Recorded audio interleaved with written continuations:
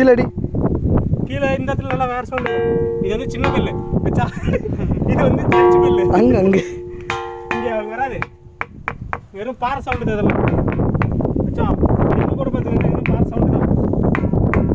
ஆனால் இங்கே அடிக்கும் போது சவுண்டு வரும்.